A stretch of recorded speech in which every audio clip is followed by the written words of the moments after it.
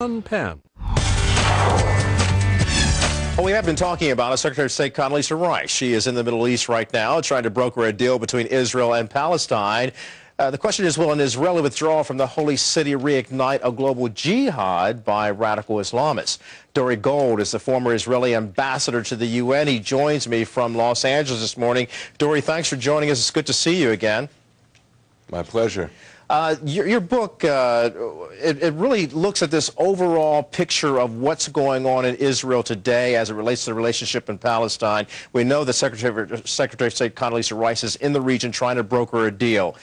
Is it likely that she can do so when there's such a faction between Hamas and Fatah? Well, let's just look at the initial conditions she's walking into.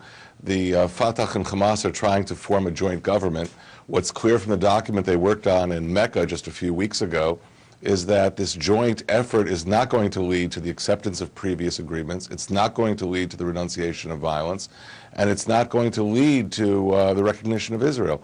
So if those three international requirements of peacemaking are not met, it's very hard to even get to first base in any negotiation. I think Secretary Rice's visit, frankly, is a little premature. Yeah, and a lot of people have basically said the same thing in that region. They said, well, you know, she's coming here, we hope we can get something done, but look, as long as Hamas is not going to recognize Israel's right to exist and continues to foment more violence there on the ground, what can she accomplish? Having said that, Dore, is there a link between Hamas and Al-Qaeda that we know of yet? Well, one of the disclosures I have in my book, The Fight for Jerusalem, is actual photographic evidence showing links between Hamas and Al-Qaeda. Hamas does see itself as part of the global jihad. It produces posters with bin Laden's picture on it. It had a fundraiser in Yemen in April 2006, led by Sheikh Zindani, who's been defined by the U.S. Department of the Treasury as an Al-Qaeda operative. I have photographs of that fundraiser in Yemen. So if the United States gets drawn into dealing with Hamas, it's really getting drawn into a jihadi affiliate, something that sees itself as part of this global jihadi effort. All right, let me ask you a question. You warn in your book that Islamic extremism will lead to a somewhat doomsday scenario, an apocalyptic scenario, if you will. Explain that for me, please. Well, first let me set the stage. We've had some experience in the last 7 years about Israeli withdrawals.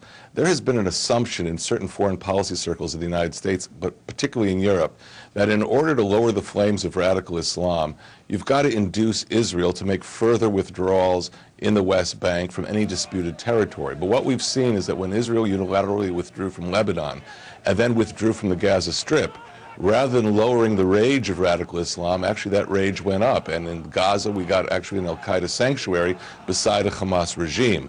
Therefore, inducing Israeli withdrawals or trying to pressure Israeli withdrawals, when on the other side you have radical Islam, really is, I would call, boomerang diplomacy.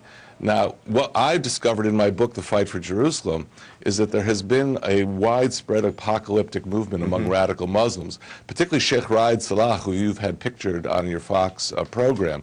Sheikh Salah is one of the radical Muslims who's trying to incite a intifada in Jerusalem. He has called for establishing a worldwide caliphate based in Jerusalem.